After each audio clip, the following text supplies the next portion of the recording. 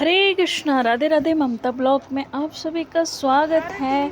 आप कैसे होंगे? मुझे उम्मीद है आप अच्छे होंगे। मैं भी अच्छी हूँ। और ये है हमारी गाय माता। हमारी गाय माता हमने दोबारा से गाय की सेवा करना शुरू कर दिया है, क्योंकि सेवा करने से मेरी तबीयत ठीक रहती थी। और मैंने जब से गाय का काम बंद कराया ना, यकीनन मानिए मेरी ना तबीयत खराब। ये है हमारी लक्ष्मी। लक्ष्मी यहाँ भी हो चुकी हैं, 5-6 महीने की हो चुकी हैं ये।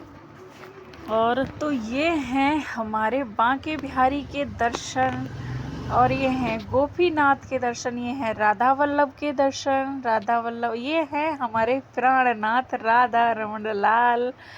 इनकी तो मैं आपके लिए सराहना, ये है राधा वल्लभ लाल। तो मैं इनकी तो मैं सराहना ही क्या करूं, कितना बोलूं इनके बारे में, कितना बोलूं, जितना बोलूं उतना कम है। क्योंकि इनके आश्रय से मैंने, और इनकी भक्ति जब से इन्होंने मुझे प्रदान करी है, जब से मुझे गुरु मिले हैं इनकी कृपा से, तब से मेरी जिंदगी ना कुछ अलग ही हो गई है। उस जिंदगी का ना,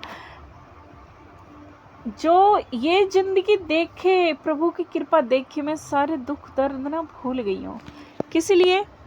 क्यों कि जब कोई तुम्हें प्रेम करने वाला मिल जाता है ना, तो आप सारे दुख दर्द भूल के उसकी याद में खोए रहते हैं, उसको याद करते रहते हैं, उसको अपना जीवन मान लेते हैं। तो वो चीज़ मुझे मिल चुकी है, जो मुझे इतना कहते हैं ना कि वो कष्ट मुझे दिए हैं जिन्होंने, और जिन लोगों ने मुझे वो कष्ट दिए हैं, और मुझे वो झेलने के बाद मैं यहाँ तक आई हूँ। अगर शायद वो कष्ट मुझे मिले नहीं होते तो मैं यहाँ दिल्ली में क्या कर रही होती, है ना, और सब कुछ सही चल रहा होता तो मैं यहाँ तक आती नहीं। तो ये सब प्रभु कृपा है। देखो, भजन तो मैं छोटे पैसे ही कर रही हूँ। आपको बता दूँ सही बात, जब मैं अकेली जब चल रही होती थी ना, अकेली मैं कुछ काम कर रही होती, क्योंकि काम तो मैंने शुरू से ही मैंने बाहर का करा था, मम्मी को कुछ ले जाना लाना बाहर से।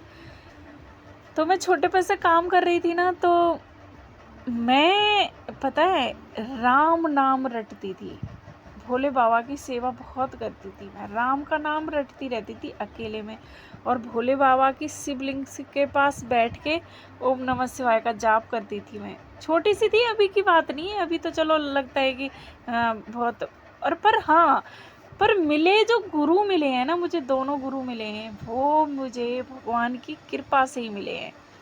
अगर भगवान की कृपा नहीं होती तो इनके पास तक पहुंचना, इनके सुंदर रूप को निहारना मेरे तो कहाँ किस्मत में था। और कहते हैं ना कि जब दुखिया को न सताइए, दुखिया देगा रोए, जब दुखिया का मुखिया सुनेगा तो तुम्हारी गति क्या होए। इस बात को सुन के लोग झूठ समझते होंगे, पर ये झूठ नहीं है, ये मैं नहीं कह रही, ये संत के मुख से, और संत के मुख से जो निकलता है ना, उसके लिए प्रभु भी ना नहीं कर सकते।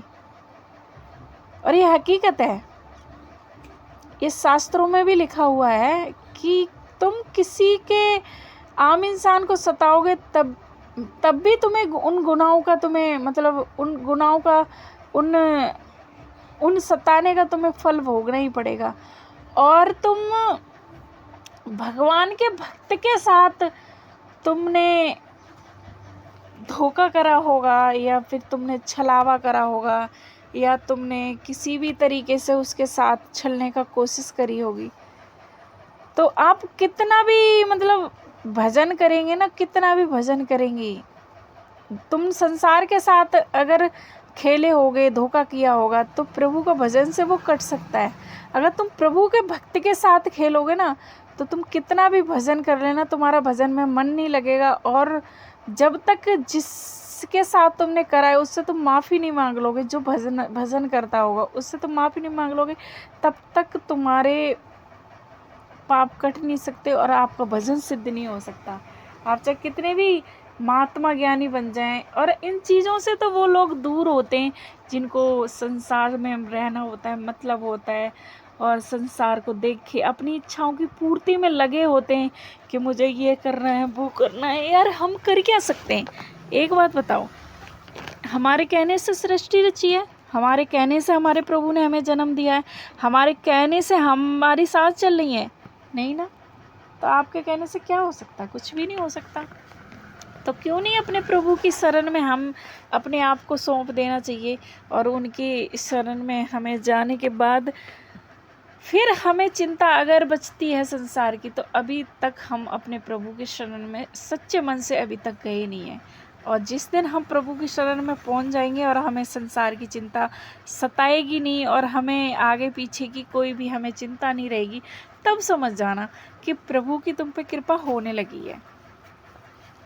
अगर तुम यही सोच के, और हाँ एक चीज़ और है, एक वो है हितहरि वंश, वो है चतुरासी जी में एक वो है, जोई जोई प्यारो करे सोई मोए भावे, जोई जोई प्यारे करे सोई मोए भावे, जोई मोए भावे सोई करे प्यारे, जोई मोए भावे सोई करे प्यारे, जोई जोई प्यारो करे सोई मोए भावे, मोको तो भवते ठोर प्रियाजू के नैनन में,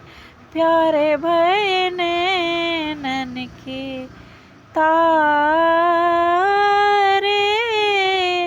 प्यारे भय नैनन के तारे,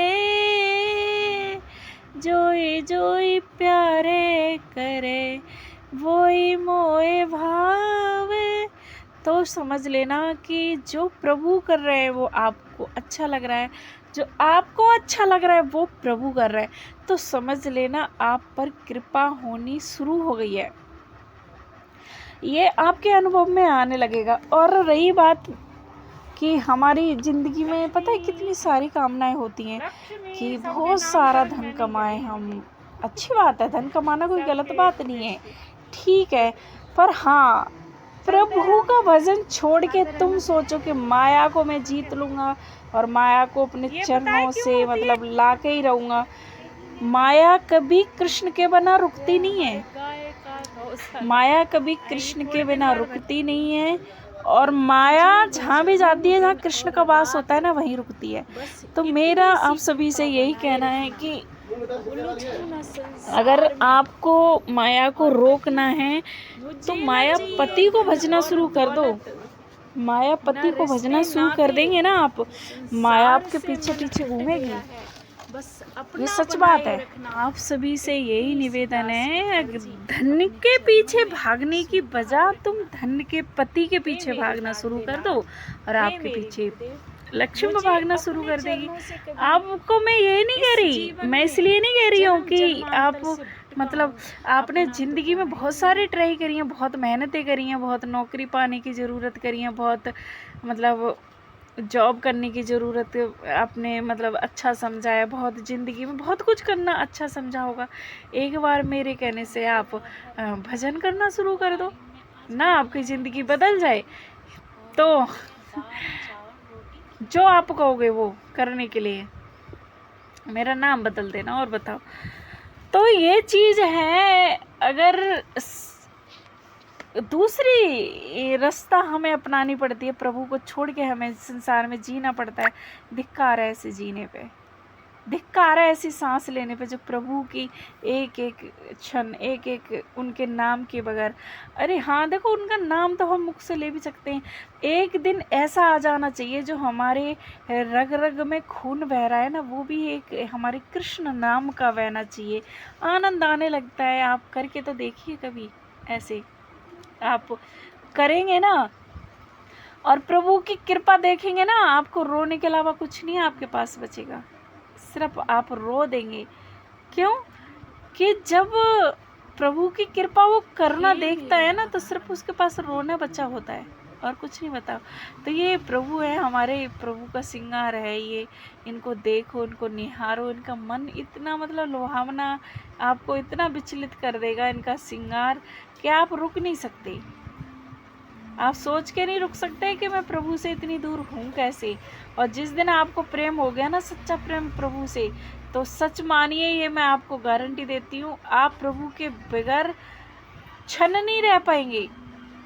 क्षण की छोड़ो, एक मतलब पलक नहीं झपक पाएंगे आप प्रभु के बिना। और आपका दिल हमेशा गदगद करके रोएगा। और इस जिसने आपको नाम तक पहुंचाया, उसके बारे में आप यही कहेंगे, यही सोच के कहेंगे कि धन्य हो। आपके मन से दुआ निकलेंगी उसके लिए। हमारे प्रभु की लीला का कोई वर्णन नहीं कर सकता। हमारे प्रभु की लीला कितनी अनमोल, कितनी वो है, कितने मतलब प्रभु की कृपा कितनी क्या बोलूं उसको, क्या नाम दूं, कितने करुणामयी है ना। अनंत माँओं का दुलार, जैसे एक माँ होती है ना, कितना दुलार करती है अपने बच्चे से, तो हमारे प्रभु अनंत माँओं का दुलार अपने प्रभु से करते। और तो छोड़िए, हमारे गुरु जी हैं, जो हमारे प्रभु जी हैं, वो इतना प्रेम मेरे से करते हैं, इतना प्रेम अपने बच्चे की तरह मुझे मतलब समझाते हैं। और उन्होंने उनकी बातें मेरे जहन में भी बसती हैं, और उनकी बातों से मैं संतुष्ट भी होती हूँ। मैं तो कह रही हूँ, ऐसे गुरु सबके लिए मिले जो मुझे मिल चुके हैं। ऐसे गुरु से मेरा तो जीवन धन्य है। चलिए मिलते हैं अगली वीडियो में, तब तक के लिए हरे कृष्णा, राधे राधे।